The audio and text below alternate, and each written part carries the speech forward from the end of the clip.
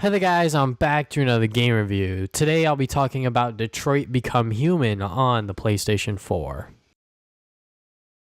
When Detroit Become Human was first shown off during E3 2016, I was very interested. I'm not a Quantic Dream fan, mind you. It was the fact that this was the first graphic adventure game that made a solid attempt to make every decision matter.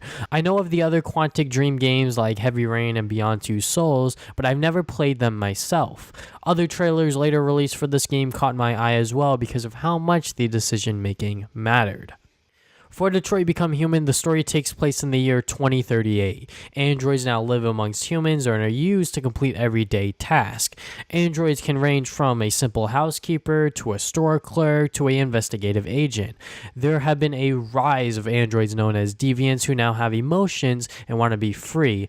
Pretty much these deviant androids want to be equal to their creators. You'll follow three characters: Connor, Kara, and Marcus. They all have their own respective story, and you'll see where this new uprising of deviants take them. Their stories feel completely different from one another, like the tones for Connor's story is different from Kara's. I was really invested into the story, especially since character development is all dependent on how you want each character to act. To avoid spoilers, I'll just say all three characters had compelling enough stories to keep me engaged throughout. In the beginning, I thought Kara's story would be the one that I liked the most, but I was pleasantly surprised by how much I enjoyed Marcus's story by the end of the game. Overall, Detroit Become Human has a fantastic story about a future where androids want to be equal to their creators. When it comes to gameplay, you'll mostly be answering prompts and doing quick-time events, sort of like what you would do in normal graphic adventure type games. Exploration is key when it comes to unlocking multiple choices for certain decisions.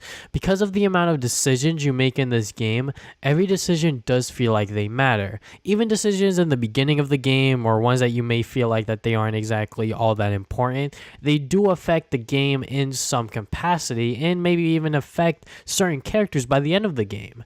Connor being an investigator, his gameplay mainly focuses on finding clues and putting the big picture together. When it comes to Marcus and Kara, it's more about getting from point A to point B. Exploration for these two characters is optional in some regards. Like I said, exploring will unlock other choices in the decision-making process. After completing a chapter, you'll see a flowchart to see the other possibilities your playthrough could have gone in. I really like this touch since it shows the impact of your choices, along with being able to see what other players around the world may have chose. Even talking about this game with my friends was fun and sparking discussions. Quantic Dreams did everything I could have wanted for the gameplay. Every choice feeling like they matter, exploration unlocking new choices and prompts to follow, and the flowchart being an easy way to follow the possibilities certain scenarios could have gone in. Presentation wise, the game looks beautiful, like absolutely stunning. I have no idea how this game could even look even better on the PlayStation 4 Pro, but on the base model, the game looks great. Performances from all the actors and actresses was fantastic. The three main leads did phenomenal in carrying the game's story, truly showing emotion in certain decisions that you would make. Even the side characters were awesome as well, especially Clancy Brown's character Hank. Really, this game did nothing wrong within the presentation aspect. So what are my final thoughts on Detroit Become Human? As my first Quantic Dream game, Detroit is fantastic. The story is really good, the gameplay is engaging, and the presentation is nearly flawless. Every choice has an impact on the game in some capacity, whether it's at the current moment or even later on. That just speaks volumes as to how much you need to think about these choices before making them. I would highly recommend picking up Detroit Become Human if you're into graphic adventure games. I'm even tempted to play this game through again because of how many choices I've missed. But yeah, Detroit Become Human is a fantastic game and is definitely one of my top 5 favorite games of the year.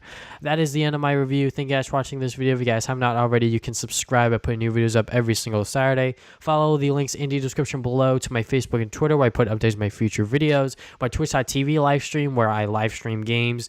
But yeah, I think that is about it. There's some videos on your screen right now. Be sure to click on those. And yeah, that is all I have for today. Thank you guys for watching this video once again. I'll see you guys next time with more videos. Game on, gamers.